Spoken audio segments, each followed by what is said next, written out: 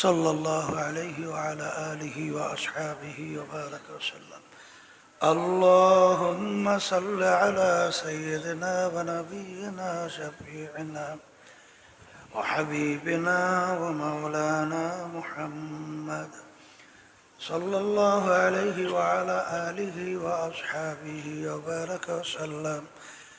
اللهم صل على سيدنا ونبينا شفيعنا وحبيبنا ومولانا محمد صلى الله عليه وعلى آله وأصحابه وبارك وسلم। শুকরিয়া আদায় করতেছি মহান রব্বুল আলমিনের দরবারে। রব্বুল আলমিন বেহেশতের বাগানের মধ্যে উত্তম মজলিসের মধ্যে দুনিয়ার সমস্ত কাজ থেকে বিরত রেখে উলামায়ে কিরামদের মজলিস, জাকিরিন, শাকিরিন, সাদিকিন, বিশেষ করে এই মজলিসের ভিতরে অনেক তালেবে ইলমরাও আছে, নায়েবে রসুলরাও আছে। তাদের সঙ্গে আমাদের জীবনের একটা সময় আল্লাহ রাব্বুল আলামিন কাটাবার সুযোগ করে দিয়েছেন। শুকরিয়া তার সবাই বলি আলহামদুলিল্লাহ। অনেক লোকের কানে মাহফিলের দাওয়াত পৌঁছার পরেও অনেকের সুযোগ থাকা সত্ত্বেও মাহফিলে আসে নাই। আবার তালাশ করলে দেখবেন বহু দূর থেকে কষ্ট স্বীকার করে আমার অনেক ভাইরা মাহফিলে পাগলের মতো সুইটে চলে আসছে। মান জাদ্দা ওয়াজাদা, যে যেই জিনিস পাওয়ার জন্য চেষ্টা করে ওই জিনিসে পাইয়াও যায়। দাদাজান আব্বাজান চরমনার জমিনে ঘুমায় আস। আমার আব্বাজান বলতেন, দিনী মাহফিলে প্রথম থেকে শেষ পর্যন্ত থাইকা বাড়ি বিদায় হয়ে চলে গেলে আমল নামার মধ্যে কমপক্ষে হলেও 50 লক্ষ নেকি এরকম জমা হতেই পারে না। নিয়াত যাদের সহি, আল্লাহকে রাজি খুশির উদ্দেশ্যে যারা আসছি, রব্বুল আলামিন লক্ষ লক্ষ নেকি আমল নামায় দান করবে। একটা নেকির মূল্য সম্পর্কে আপনারা শুনে থাকতে পারেন, আল্লাহ রসুল সাল্লাল্লাহু আলাইহি ওয়াসাল্লাম অহুদ পাহাড়কে ইঙ্গিত করে বলছিলেন, পুরা পাহাড়টা যদি স্বর্ণের হয়ে যায় এর যত মূল্য হবে তুলনা ছাড়া একটা নেকির মূল্য অনেক বেশি। একটা নেকির প্রয়োজন সম্পর্কে আল্লাহ রাব্বুল আলামিন কোরআনুল কারীমের ভিতরে বলছেন, ফামান ইয়া'মাল মিসকালা যাররাতিন খায়রান ইয়ারা ওয়া মান ইয়া'মাল মিসকালা যাররাতিন শাররান ইয়ারা। যাররা পরিমাণ তোমার নেকি থাকবে ফল তুমি ভোগ করতে পারবে, যাররা পরিমাণ গুনাহ থাকলেও তার ফল তোমাদের ভোগ করতে হবে। কথাটা আমি বলছি না আল্লাহ বলছেন? যাররা কাকে বলে? কাপড় ধোয়া নিগড়াইয়া রোদের ভিতরে ঝাড়া দিলে লক্ষ লক্ষ রেণু রেণু দেখা যায়, ওই এক একটা রেণুকে বলা হয় যাররা। তাহলে একটা নেকির অভাব একটা গুনার কারণ। জাহান্নামের শিকল হাতে পায়ে লাগতে পারে কি পারে না? বলেন, মুখ খুলে বলেন, পারে কি পারে? পারে। তাহলে কিয়ামতের ময়দানে নেকি ঠেকা বাচ্ছে। সারা কিয়ামতের ময়দানে ঘুরে নেকি সংগ্রহের কোনো সুযোগ আছে? পাওয়া যায়? কিয়ামতের ময়দান এত কঠিন হবে, এত ভয়াবহ। আল্লাহ রাব্বুল আলামিন কিয়ামতের ময়দানের অবস্থান বুঝাতে যাইয়া কুরআনুল কারীমের ভিতরে বলছেন, ইয়াউমা ইয়াফিরুল মারউ মিন আখিহি ওয়া উম্মিহি ওয়া আবিহি ওয়া সাহিবাতিহি ওয়া বানিহি লিকুল্লি ইমরিইম মিনহুম ইয়াউমা ইযিন শা'নুন ইউগনি। রব্বুল আলামিন বলছেন, কিয়ামতের ময়দানটা এত কঠিন হবে, মা পর্যন্ত সন্তানের পরিচয় না দিয়া সন্তান থেকে মা ভাইগা যাবে। সন্তান যদি মায়ের থেকে ভাগে তাহলে মায়ের চেয়ে আপন দ্বিতীয় আর কে আছে? থাকতে পারে? তাহলে মা যদি সন্তানের পরিচয় না দিয়ে ভাগে তাহলে কিয়ামতের ময়দানে নেকির ঠেকা বাঁচলে তখন কে দরদি আপনাকে নেকি দেবে? পাওয়া যায়? এই নেকি সংগ্রহের জায়গা কোথায়? বলেন, দুনিয়াতে। বলেন বলেন, আবার বলেন। তাহলে এই দুনিয়ায় থাকা অবস্থায় নেকি কামাই করার পরই রওনা করতে হবে। যাদের নিয়াত সহি, আল্লাহ যদি কবুল করে লক্ষ লক্ষ নাকি আমল নামায় আল্লাহ দান করবে। তাহলে আমরা যারা এই মজলিসে বসছি, জিতছি না ঠকছি? এটা মুখ খুললে বলেন বলেন।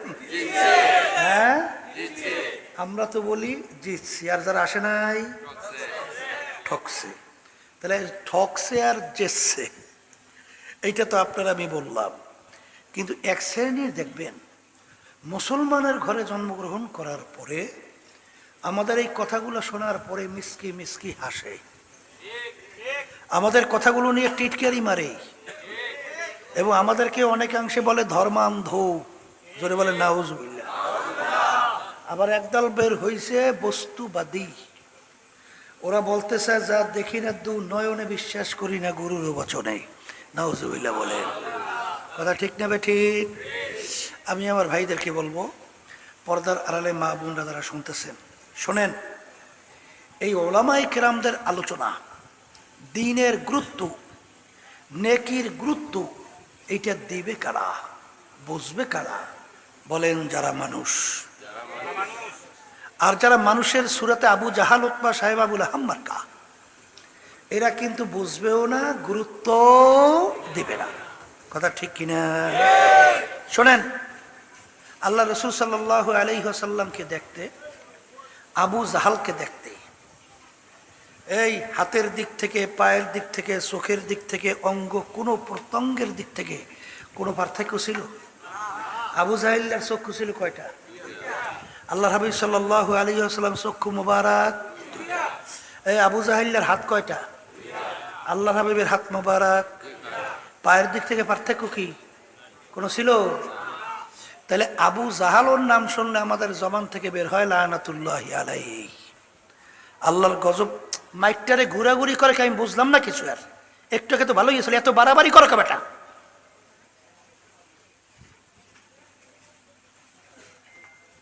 মানে মনে হয় মানুষ বয়ান শুনতেই পারবে না, এত শব্দ বাড়ানো লাগবে। তাই যেই কথা বলতে চাইছিলাম, আবু জাহাল আল্লাহ রসুল সাল্লাল্লাহু আলাইহি ওয়াসাল্লাম দেখতে সুরাতে, অঙ্গ প্রত্যঙ্গে কোনো পার্থক্য ছিল না, কিন্তু আল্লাহর হাবিবের নাম শুনলে দুরূদ শরীফ পড়া কি হয়? ওয়াজিব। না পড়লে কি হয়? গুনাহ। আর আবু জাহালের নাম শুনলে ঘৃণা সূচক শব্দ, আল্লাহর গজব পড়ছে, আরো পড়ুক। তাহলে বোঝা গেল মানুষের সুরাত আকৃতি হইলে মানুষ হওয়া যায় না। আবার মুখ খুললে বলেন, মানুষের সুরাত আকৃতি হইলে মানুষ হওয়া যায়। তাহলে মানুষ কাকে বলে? এইটা বুঝাবার জন্যই, বুঝবার জন্যই মাহফিলের ব্যবস্থা। কথা ঠিক কিনা? এই জন্য আমি আপনাদের সামনে আয়াত শরীফ প্রথম তেলাওয়াত করছিলাম। আল্লাহ রাব্বুল আলামিন আয়াতের ভিতরে বলছেন, ওয়ালাকাদ কাররামনা বানি আদম, আমি যত মাখলুকাত সৃষ্টি করেছি এর ভিতরে সর্বশ্রেষ্ঠ সম্মানিত করে আমি মানুষকে সৃষ্টি করেছি। সবাই বলি আলহামদুলিল্লাহ। তাহলে আমরা যারা মানুষ, সৃষ্টির সেরা। বলেন খুশি না বেজার? এটা শুনলে তো খুশিই লাগবে, কিন্তু এরপরে আল্লাহ রাব্বুল আলামিন কি বলছেন তাও তো জানা লাগবে। আল্লাহ রাব্বুল আলামিন বলতেছেন, উলাইকা কাল আনআম বাল হুম আদাল। এক শ্রেণীর মানুষ চতুষ্পায় জানোয়ারের মতো, গরু, ছাগল, ভেড়া। এরপরে আল্লাহ বলতেছেন তার চেয়েও খারাপ। এরপর অন্য আয়াতে আল্লাহ বললেন শাররুল বারিয়া, এক শ্রেণীর মানুষ, আমার যত মাখলুকাত আমি সৃষ্টি করেছি এর ভিতরে সবচেয়ে নিকৃষ্ট জানোয়ারের নাম হলো শূকর। এক শ্রেণীর মানুষ শূকরের চেয়েও খারাপ। নাউজুবিল্লাহ বলেন। তাহলে আমরা এক আয়াতে পাইলাম মানুষ সর্বশ্রেষ্ঠ কি? সম্মানিত। আর এক আয়াতে পাইলাম কি? চতুষ্পায় জানোয়ারের মতো। এরপর কি পাইলাম? তার চেয়ে খারাপ। এরপরে কি পেলাম? সমস্ত মাখলুকাতের ভিতরে খারাপ। কথা ঠিক কিনা? এখন কোন মানুষ উত্তম আর কোন মানুষ নিকৃষ্ট এইটা জানা বোঝা লাগবে না? কথা বলেন। এই তাহলে মানুষ উত্তম হওয়ার জন্য তাইলে তার কি দরকার? বড় বংশের হওয়া দরকার। আসতে কয়, হ্যাঁ, তাহলে পীর, মুফতি, মুহাদ্দিস, চেয়ারম্যান মেম্বার, বড় ধনী, জমিদার, সওদাগর, খুব সুন্দর, এই সব কিছু কি ভালো হওয়ার মাপকাঠি? তাহলে ভালো হওয়ার মাপকাঠি মানুষ কাকে বলে? আল্লাহ রাসূল সাল্লাল্লাহু আলাইহি ওয়াসাল্লাম বলছেন, আলা ওয়া ইন্না ফিল জাসাদি মুদগা ইযা সালুহা সালুহাল জাসাদু কুল্লুহু ওয়া ইযা ফাসাদাত ফাসাদাল জাসাদু কুল্লুহু আলা ওয়া হিয়াল কলব।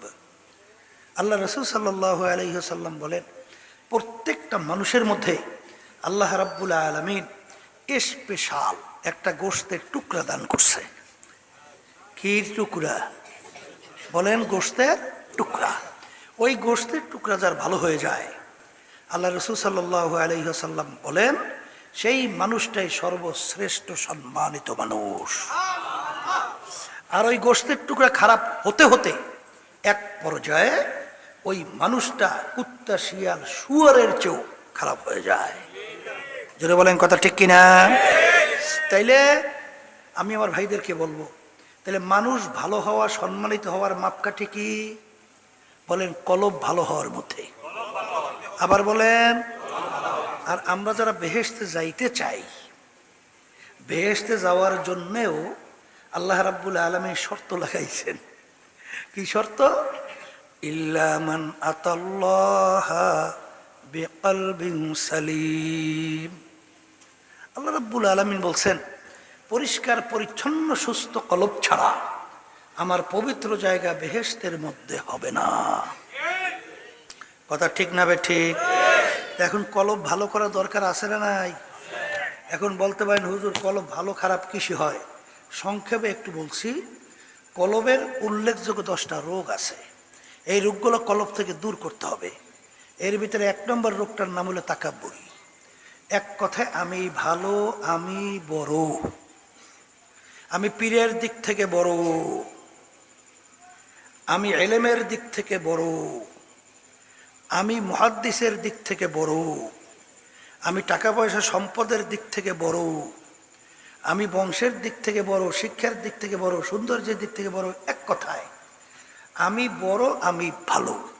যার ভিতরে এই জাররা পরিমাণ তাকাব্বুরি থাকবে, আল্লাহ রাসূল সাল্লাল্লাহু আলাইহি ওয়াসাল্লাম বলেন, সে বেহেশতের ঘেরানো পাবে না। কিসের ঘেরান? আবার বলেন। বড় পীর আব্দুল কাদের জিলানী রাহমাতুল্লাহি আলাইহি রাস্তা দিয়ে রওনা করছেন। পথের মধ্যে একটা কুকুরের জবান খুলে গেছে।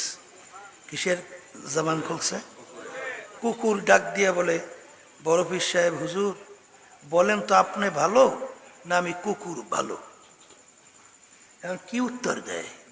যদি বলে কুকুর তুই ভালো, তাহলে কোরআন কারিমে উল্টা হয় না? আল্লাহ বলেন, আমি মানুষকে সর্বশ্রেষ্ঠ সম্মানিত করে বানাইছি।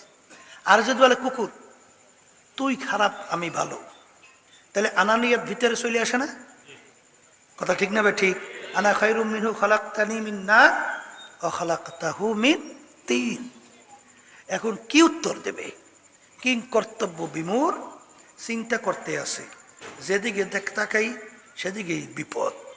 এখন বড় পীর সাহেব হুজুর, আল্লাহর কুদরত, এই তার দিলের ভিতরে প্রশ্নের উত্তর আল্লাহ রাব্বুল আলামিন তৈরি করে দিয়েছেন। বড় পীর সাহেব হুজুর বলে, কুকুর শোন, কুকুর, কিয়ামতের ময়দান আমার মালিক যদি আমাকে মাফ কইরা দেয়, আমি তোর সে অনেক ভালো। আর যদি আমার মালিক আমাকে মাফ না করে, তুই আমার সে অনেক ভালো। কারণ তোর জন্য জাহান্নাম নাই, তোর কোনো হিসাব নিকাশ নাই। কিন্তু আমি মানুষ, আমি যদি মাপ না পাই, তাহলে তো আমার জন্য আযাব ও গজব, জাহান্নামের আগুন। তুই আমার চেয়ে ভালো। কথা ঠিক কিনা? এই জন্য আল্লামা জিলি রহমাতুল্লাহি আলাইহি লেখছেন, কবরে যাইয়া মাপ পাওয়ার আগ পর্যন্ত নিজেকে নিজে একটা শুয়ারের চেয়ে ভালো মনে করা যায় না। কথা ঠিক কিনা? এই জন্য হাদিসে কুদসির ভিতরে আসছে, আল্লাহ রাসূল সাল্লাল্লাহু আলাইহি ওয়াসাল্লাম শুনাইছেন, আনা ইনদা মুনকাসিরাতিল কুলুব, আমার মালিক ভাঙ্গা দিলের কাছে থাকে। যেই বান্দাবান্দিরা নিজের গুনার কথা মনে করবে, জাহান্নামের আযাব ও গজবের কথা মনে করবে, নিজেকে নিজে ছোট মনে করবে, তার প্রতি আল্লাহর রহমত গড়াইয়া গড়াইয়া ওই কলবের ভিতরে জমা হবে। কথা ঠিক কিনা? এই জন্য এই রোগটা দূর করা লাগবে। আর একটা রোগের নাম হিংসা, পর উন্নতি দেখে সহ্য করতে না পারা।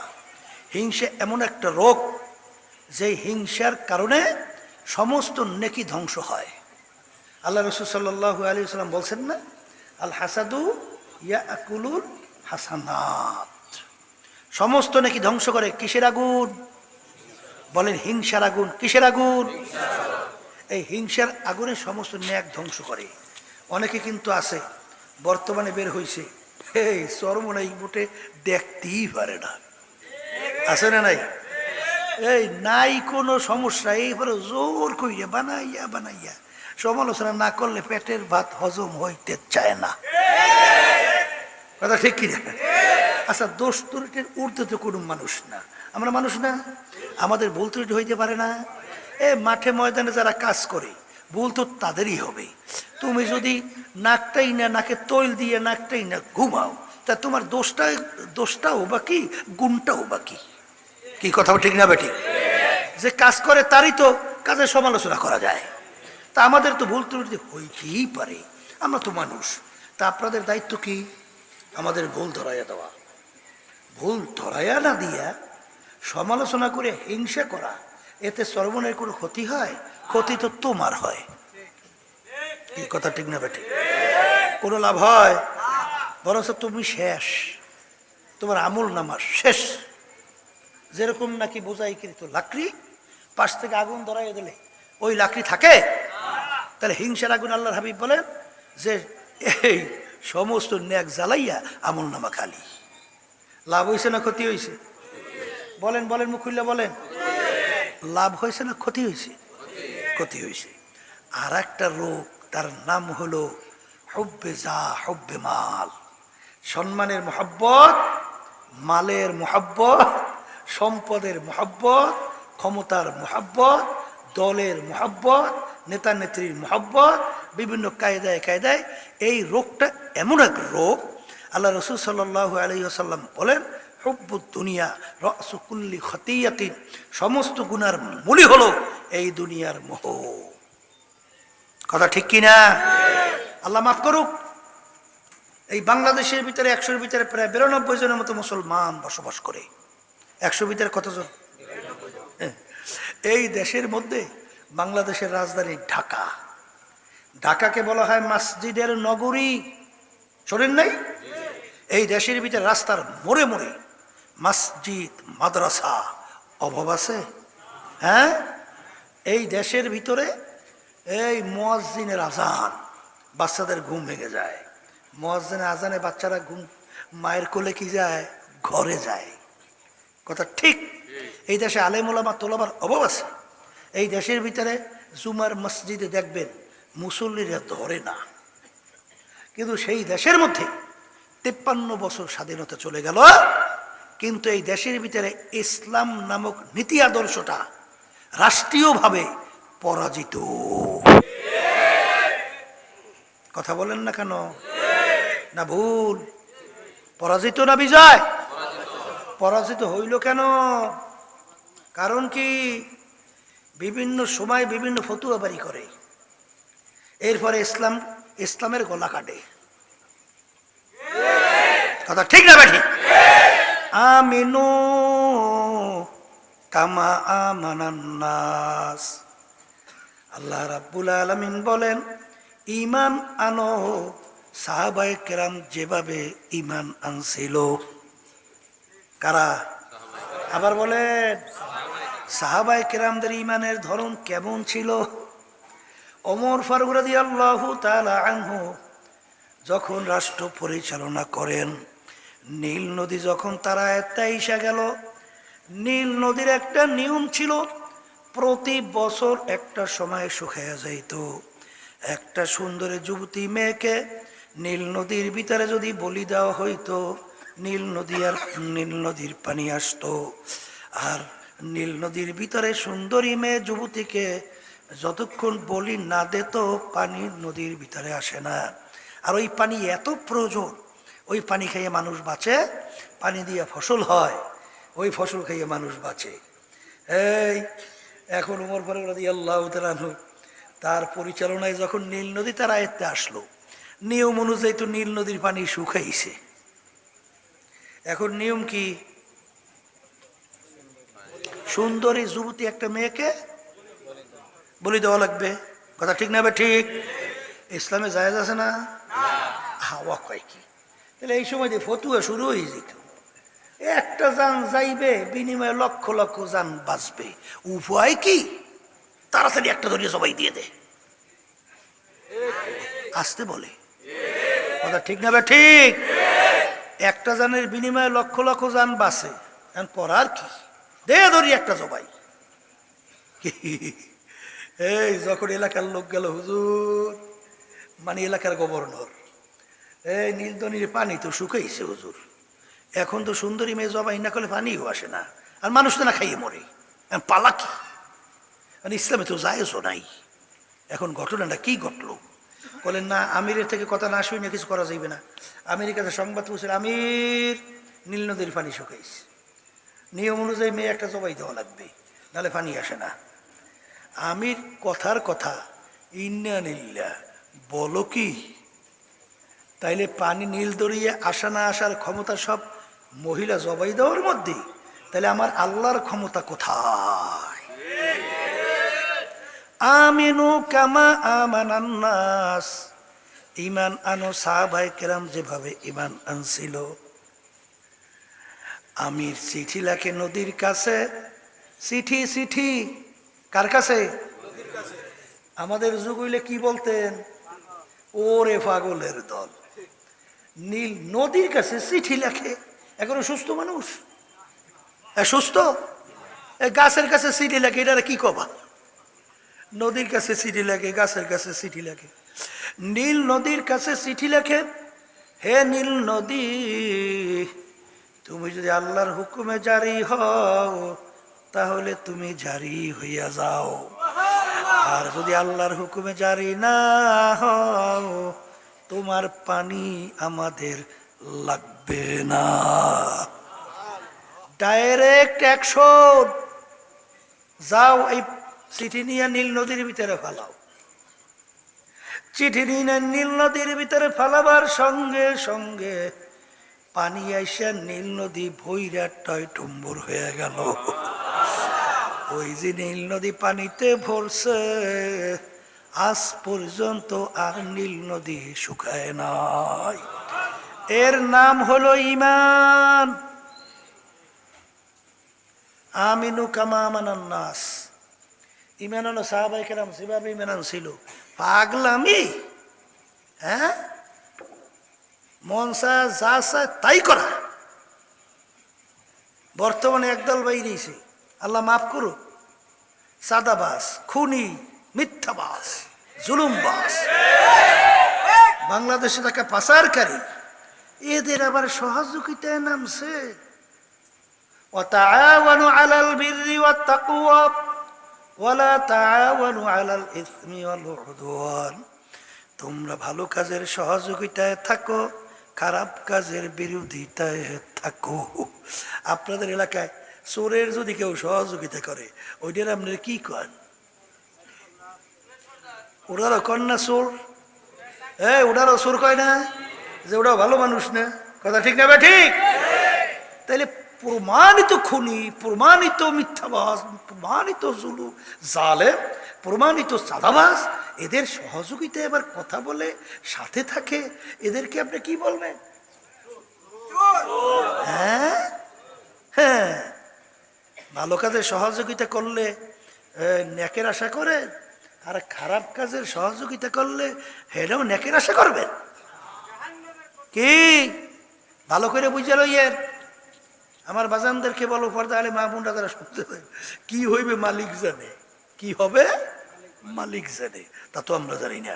তবে খবরদার, ওই কথা সবসময় মনে রাখেন, ইব্রাহিম আলাইহিস সালাতু ওয়াস সালামকে নমরুদ যখন আগুনের ভিতরে ফালায়, বিশাল প্রকৃতির আগুন,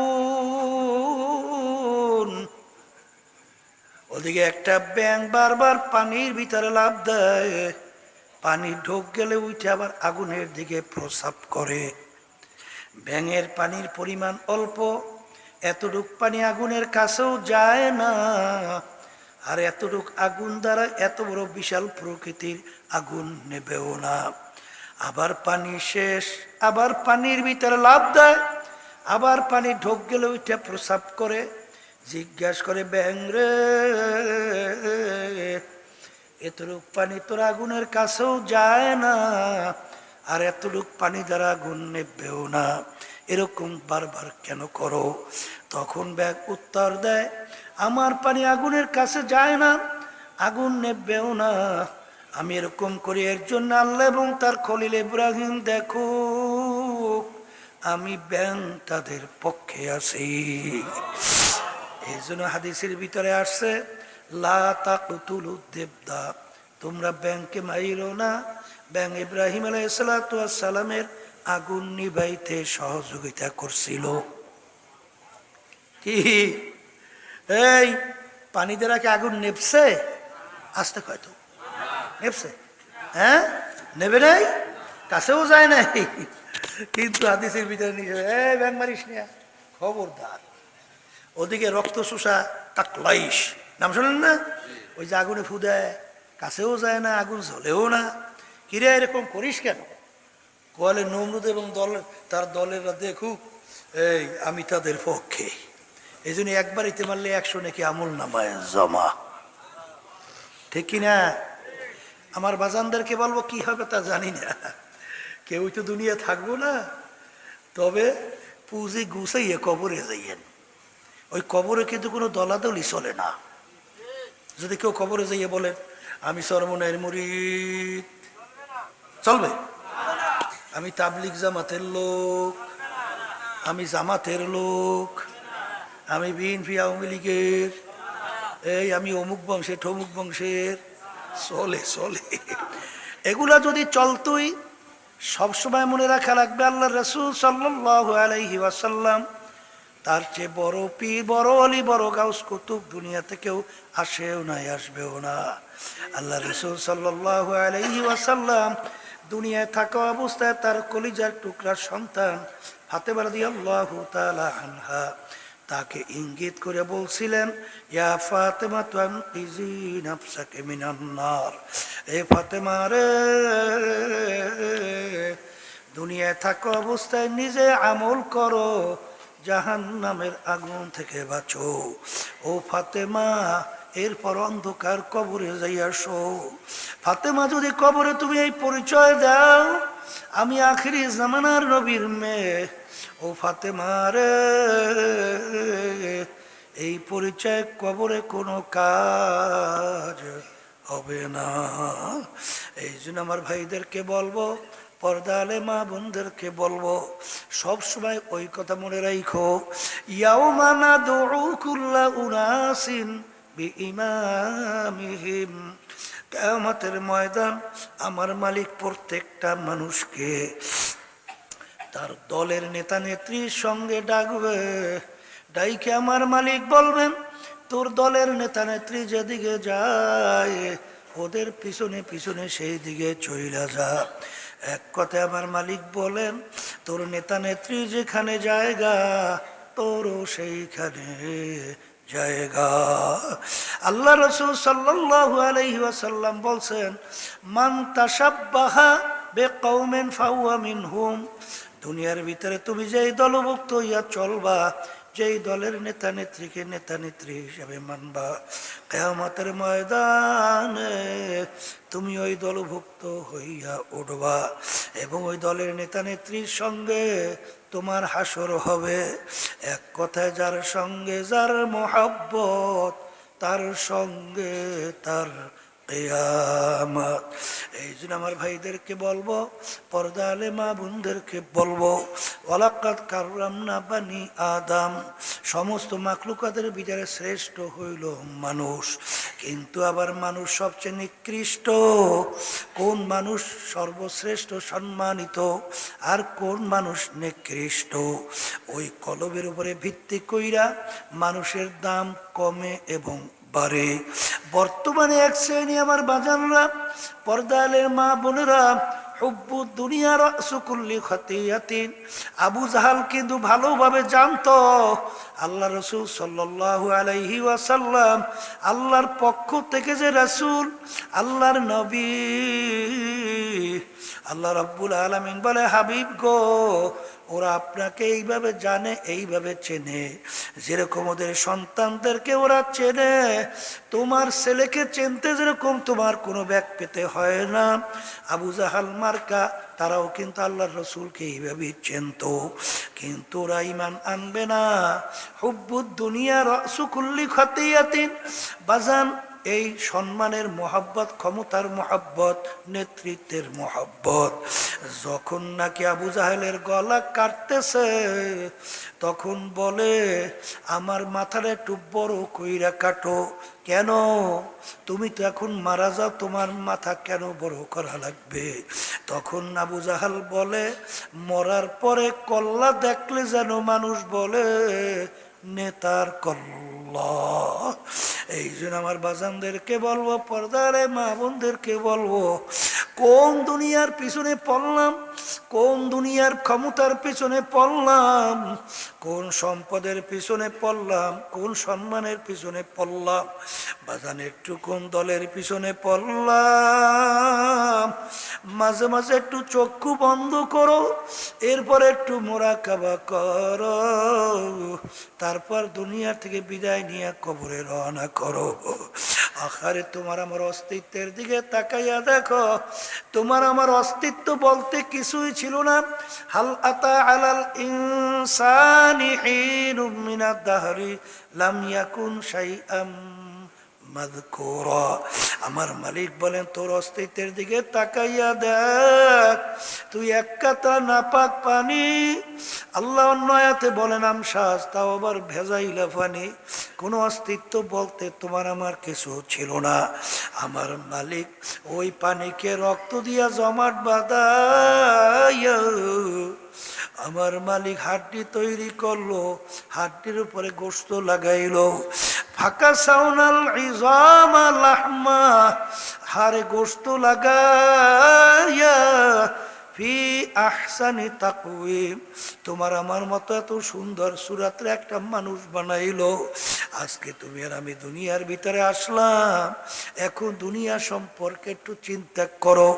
আমার মালিক বলেন, দুনিয়ার ভিতরে তোদেরকে আমি পাঠাইলাম পরীক্ষার হলে পরীক্ষা দেওয়ার জন্যে। আমহিল হুমরুয়াইদা, পরীক্ষার হলে পরীক্ষা নেওয়ার জন্য তোদেরকে আমি স্বাধীনতা দান করলাম, ঢিল দিলাম। যেমন পরীক্ষার হলে ছাত্রছাত্রী পরীক্ষা দেয়, 3 ঘন্টার জন্য স্বাধীনতা আছে না নাই? 3 ঘন্টার জন্য যা মনে করে তা লাগবে, তাকে বাধা দেওয়ার কোনো আইন নাই। আর ওই সময় সুযোগ সুবিধা পাইয়া কেউ যদি বিভিন্ন গল্প গুজব লেখা 3 ঘন্টার সময় নষ্ট করে, যখন ফলাফল বের হয় তখন ফেল করবে, একেবারে ফেল। ঠিক আমার বাজানদেরকে বলবো, আমার মালিক তোমাকে আমাকে দুনিয়ায় পাঠাইয়া, আমার মালিক পরীক্ষার হলের মধ্যে তোমা আমাকে পরীক্ষা নেওয়ার জন্য স্বাধীনতা দান করলেন। কেন? লিয়াবলুয়াকুম আইয়ুকুম আহসানু আমালা। আমার মালিক দেখবেন যে আমার হুকুম অনুযায়ী কে ভালো কাজ করে আর কে আমার হুকুমের বিরুদ্ধাচরণ করে। এই পরীক্ষার জন্য তোমাকে আমাকে আমার মালিক দুনিয়ায় স্বাধীনতা দান করলো। স্বাধীনতা দান করার পরে আমার মালিক বলেন, তোদেরকে আমি 2টা রাস্তা দেখাইয়া দিলাম। ও হাদাইনাহুম নাজদাইন, তোরা স্বাধীনতা পাইয়া একটা রাস্তা বেহেশতের আর একটা রাস্তা জাহান্নামের। যদি কেউ বেহেশতের রাস্তায় চলতে চাও, ওয়ালিল আফআলি ইখতিরিয়াতুন, আমি তোদেরকে স্বাধীনতা দান করলাম, ওই পথে চলার শক্তি আমি তোদেরকে দান করব। আর যদি কেউ বামের রাস্তা জাহান্নামে চলতে চাও, পরীক্ষার হলের ভিতরে আমি তোদেরকে বাধা দিব না, বরং ওই রাস্তায় চলারও শক্তি আমি দান করব। কিন্তু মনে রাখিস, ফেরাউন আমার সঙ্গে চ্যালেঞ্জ কইরা খোদাই পর্যন্ত দাবি করছিল। ফেরাউনের জমায় যখন সময় শেষ হয়ে গেল, ফেরাউনও কিন্তু থাকতে পারে নাই। নমরুদ আমার সঙ্গে চ্যালেঞ্জ করলো, আমার খলিল ইব্রাহিমকে আগুনে ফেলাইল। সময় শেষ, ওর মাথার মস্তকের ভিতরে ঠ্যাং ভাঙ্গা মশা ঢুকাইয়া জ্বালা পড়া তৈরি করে আসার পাশার দিয়ে আমি মারছিলাম। আর সাদ্দাত মাওলার সঙ্গে চ্যালেঞ্জ কইরা ওর দুনিয়ায় বেহেশত তৈরি করলো, আমার মালিকের বেহেশতে যাবে না। এত বড় পাওয়ার। যখন ওর হায়াতের বেড়া পার হলো, বেহেশত আর কমপ্লিট দেখার জন্য দলে বলে যখন গেল, যাইয়ে দেখে বেহেশতের দরজায় বুড়া দাঁড়াইয়া আছে। আরে সাদ্দাত মেজাজ গরম, বুড়াকে বুড়া ডাক দিয়ে বলে, সাদ্দাত রে, আমি আজরাইল আছি তোর জান কবজ করার জন্যে। আরে যখন আজরাইলের কথা শুনলো, সাদ্দাদের ভিতরে কম্পন শুরু হয়ে গেল। ভাই আজরাইল বড় শখ কইরা বেহেশত তৈরি করলাম, একটা নজর দেখার সুযোগ দাও। সালাম ধমকের সুরে বলে, খবিস, আমার মালিক তোকে দুনিয়ায় পাঠাইছিল, আমার মালিক সমস্ত নেয়ামত তোকে দান করছিল, আমার মালিকের দেওয়া নেয়ামত চক্ষু দিয়া দেখছো। আরে যাদের চক্ষু নাই তারা বোঝে দুনিয়ার কি মূল্য, তাদের কাছে কোনো মূল্য বলতে কিছু নাই। তোমাকে আমাকে আমার মালিক দেখার শক্তি দিল, এই চক্ষু নেয়ামত কার? বাজান কত বোবা মানুষ আউ আউ কইরা তোমার আমার সামনে চিল্লায়, ওর বুকের ভিতরে কত জ্বালা, ওর মনের ভাব প্রকাশ করতে পারে না। আর তোমাকে আমাকে আমার মালিক আল্লামাহুল বায়ান, কথা বলার শক্তি দান করলেন। এই কথা বলার শক্তি নেয়ামত কার? বাজান কত বড় মানুষ অনেক সময় আমাদের কাছে সন্তানদেরকে নিয়ে আসে, আরে বাপের চোখে টপ টপ কইরা টল টল কইরা পানি বাইয়া বাইয়া পড়ে, আর বলে, হুজুর ওর জন্য একটু দোয়া করেন, হুজুর আল্লাহকে প্রতিবন্ধী বানাইছে, ও ভালো মন্দ কিছু বোঝে না, তাকাইলে চোখে পানি রাখা যায় না। তখন আমার মালিকের দরবারে বলো, মালিক ইচ্ছা করলে তুমি আমাকেও তো প্রতিবন্ধী বানাইতে পারতা, তুমি আমাকে এত সুন্দর ব্রেন দান করলা বোঝার জন্য, এই ব্রেন নেয়ামত কার? জোর বলো কার? এ কবরের যাত্রীরা, এক আল্লাহর বান্দা এমন গরিব মসজিদের মধ্যে যাইয়া আফসুস করে কান্দে আর বলে, হে আমার দয়ার মালিক, তুমি আমাকে এমন গরিব বানাইলা, একজোড়া জুতা কেনার তৌফিক তুমি আমাকে দেও নাই, এমন গরিব আমি হইলাম। এই আফসোস করে আর কান্দে। যখন কান্দার পরে মসজিদ থেকে বের হইল, বের হইয়া মসজিদের গেটের ভিতরে দেখে এক আল্লাহর বান্দা পেয়ালা হাতে নিয়ে মানুষের কাছে পয়সা চায়, ওর দুইটা পাউই আমার মাওলা দেয় না। তখন ওই আল্লাহর বান্দা কান্দে আর বলে, ওরে আমার দয়ার মালিক, তুমি আমাকে টাকা পয়সা দাও নাই, এই আফসোসে আমি কান্দি, কিন্তু তোমার এই বন্দার তো দুইটা নেয়ামত পাওই তুমি দান করো নাই, তুমি কি আমাকে নেয়ামত পাও দান করলা, এক জায়গা থেকে আমি কত অন্য জায়গায় সুন্দরভাবে যাই। এই জন্য আমার বাজানদেরকে বলবো, পর্দা আলে মা বোনদেরকে বলবো, কার জন্য জীবন শেষ করতেছ, কোন দলের পিছনে পড়ছো, কোন নেতা নেত্রী পিছনে পড়ছো, কোন সম্পদের পিছনে পড়লা, কোন সম্মানের পিছনে পড়লা। বাজান আমার আব্বাজান বলতেন, ডাকাইতের দলের সর্দার, ওর কত পাওয়ার, ওর দলীয় লোক কোনো অন্যায় করলে অনেক সময় গুলি কইরাও মাইরা ফালায়, ওরের মাতুক বাড়ি সর্দারি কতক্ষণ পুলিশের হাতে অ্যারেস্ট হওয়ার আগ পর্যন্ত, যখন পুলিশের হাতে অ্যারেস্ট হইয়া যায়, ওকে বুট দিয়া লাথি মারে, পাড়ায় হাড্ডি ভাঙ্গে। কোথায় যায় ওর বাবুগিরি, কোথায় যায় ওর সর্দারগিরি?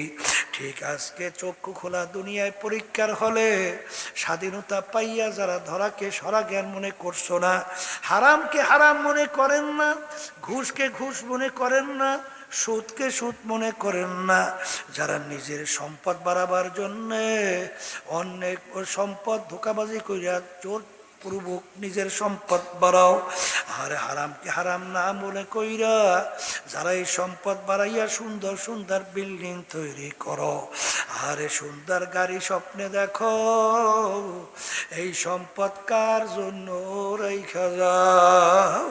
একটু চক্ষু বন্ধ কইরা মাঝে মাঝে একটু মোরাকাবা করো, যেদিন তোমার আমার ভিতর থেকে রুহটা বের হইয়া যাবে, এখন তাকাইয়া দেখো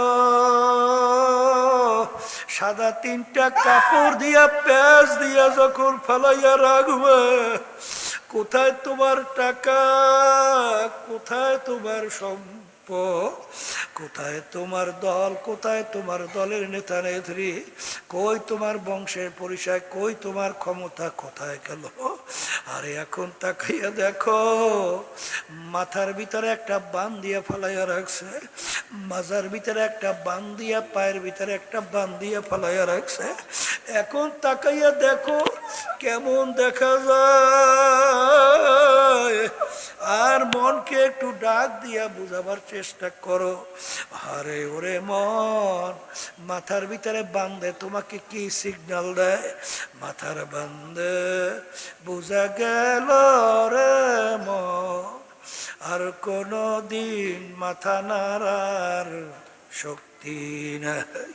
মাজার বান্ধে বুঝা গেল রে মন, আর কোনো দিন উঠে বসার শক্তি নাই। পায়ের বান্ধে বুঝা গেল রে মন, আর কোনো দিন হেঁটে চলার শক্তি নাই। এই জন্য আমার বাজানদেরকে বলবো, পর্দানে মা বোনদেরকে বলবো, বাজান কলবের থেকে রোগগুলা দূর করো, আর এই কলবের রোগ দূর করার জন্যে ওয়াকুনু মা'আস সাদিকিন, সাদিকিন বান্দাদের সঙ্গী হইয়া যাও। কলবকে পরিষ্কার করার জন্যে মৌতের মুরাকাবা বেশি বেশি করো। কলবকে পরিষ্কার করার জন্যে আমার মালিকের জিকির বেশি বেশি করো।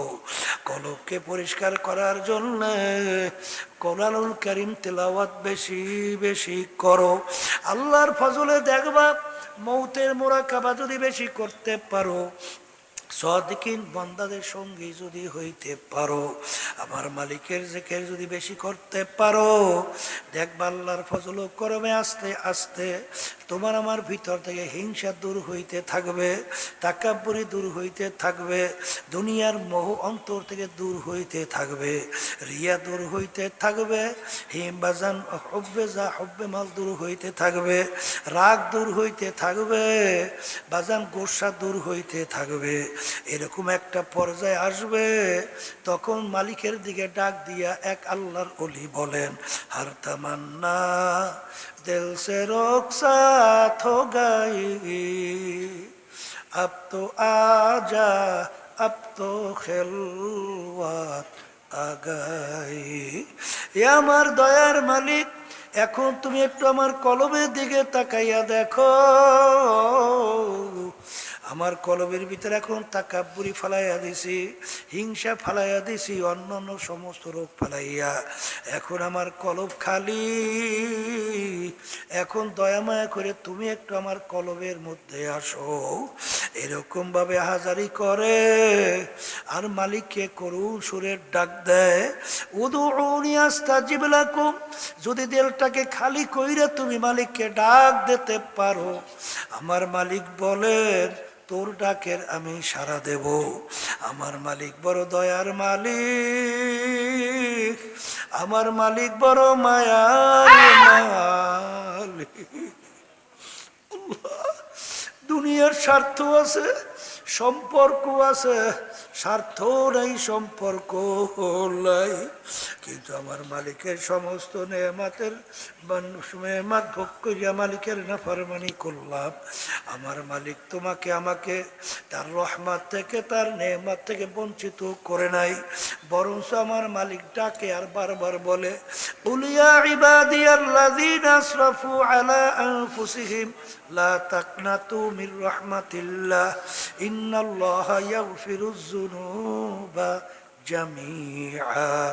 বাজা বাজা হারসে হাস্তি বাজা দরকা পে রোগ ব্রো ভূত পুরুস্তি বাজা ইধর গাহে মাদার গাহে নাউমিদিনিস সাদবার আগার তওবা শিকাস্তি বাজা। আমার মালিক ডাক দিয়ে বলে, হে আব্দুল করিম, হে রেজাউল করিম, হে রহিমা খাতুন, তুই যদি পাহাড় পরিমাণ গুনাহ করো, এমনকি তুই যদি মূর্তি ভূত পূজার মতো ছেড়ে কি গুনাহ কইরা থাকো, খালেস তাওবা কইরা দিলটাকে নরম কইরা যদি আমাকে ডাক দেওয়ার মতো দিতে পারো, আয় আয়, আমার দরবার নৈরাশার দরবার না, বঞ্চিতের দরবার না, তুই যদি আমাকে ডাক দিতে পারো, আমি তোকে শুধু মাফ করব তাই না, এমনকি তোর জীবনের সমস্ত গুনাহকে আমি নেকের দ্বারা পরিবর্তন কইরা দিব। এই জন্য আমার ভাইদেরকে বলবো, পর্দারে মা বোনদেরকে বলবো, দুনিয়া কিন্তু শান্তির জায়গা না, কেউ কোনোদিন পায় নাই, কেউ কোনোদিন পাবে না।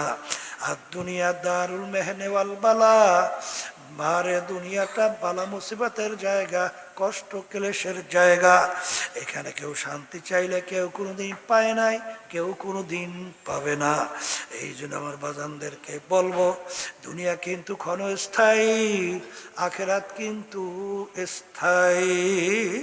ক্ষণস্থায়ী জিন্দিগির পিছনে পইরা স্থায়ী জিন্দিগি যে ধ্বংস করবে, তার সে বোকার সারে জাহানে হইতে পারে না। এই জন্য আমার ভাইদেরকে বলবো, পর্দালে মা বোনদেরকে বলবো, আমার মালিক যখন আমাদেরকে মাহফিলে নিয়ে আসছেন, আমার মালিকের কাছে খালেস তাওবা কইরা মাপ চাওয়ার মতো যদি চাইতে পারো, আমার মালিক তার কুদরতে কোলের ভিতরে টাইনা জাগা না দিয়া পারবে না। আল্লাহুম্মা আমিন। এই ঘরের মেয়ে লোকেরা হাত উঠাও, গুনার কথা মনে করো, দুই চোখের পানি ফালাও, আর মালিকের দরবারে কান্দো আর মাপ চাও। যদি কান্না না আসে, মনকে জোরে মন, একদিনে ঘরের দরজা দিয়ে নতুন বউ হইয়া উঠছিল রে মন। কত মেয়ে লোকে শরবত খাওয়াইল, কত মেয়ে লোকে বাতাস করলো, আবার এমন একটা দিন আসবে, এই ঘরের দরজা দিয়া মরা লাশ হইয়া বের হবা। ছেলে কানবে মামা করে, মেয়ে কানবে মামা করে, জবাব তো আর দিবা না। আল্লাহ, আপনি মাঠের দিকে চাইয়া দেখেন আপনার বান্দারা কিভাবে কান্দে। আল্লাহ, আমাদের ছেলেও মরে নাই, মেয়েও মরে নাই, গুনাহ করে বসছি রে, মাফ করে দেন গো মাওলা, মাফ করে দেন। আল্লাহর বান্দারা জোর করিয়া কান্দে। সন্তান মারা গেলে চোখে পানি আসে, সম্পদ নষ্ট হয়ে গেলে চোখের ভিতরে পানি আসে। তোমার আমার গুনার কারণে যে জাহান্নামের আগুন জ্বলছে, ওই জাহান্নামের আগুন চোখের পানি ছাড়া ঠান্ডা হবে না। আল্লাহ যাদের ছেলে মাহফিল হইল, যারা মাহফিলের জন্য চেষ্টা কাটনি সাহায্য করলো, আমরা যারা মাহফিলে উপস্থিত হয়ে গেলাম, আমাদের সবার উপরে খাস মেহেরবানি নাজিল করেন আল্লাহ। আল্লাহ এই মাদ্রাসা মসজিদকে আপনি দিনের জন্য কবুল করে নিয়েন। প্রয়োজনকে গায়েবে খাজানা দ্বারা পুরা করে দিয়েন আল্লাহ। ছাত্র উস্তাদদেরকে আপনি কবুল করে নিয়ে আমাদের ছাত্র ভাইদের জেহেন শক্তি বাড়াইয়া দিয়েন, আসাদুল্লাহ কিরামদেরকে জেহেন শক্তি বাড়াইয়া দিয়েন, সহিভাবে ইলমে দ্বীন শেখার তৌফিক শেখাবার তৌফিক দান করিলেন। সুবহানা রাব্বিকা রাব্বিল ইজ্জাতি আম্মা ইয়াসিফুন ওয়া সালামুন আলাল মুরসালিন ওয়ালহামদুলিল্লাহি রাব্বিল আলামিন।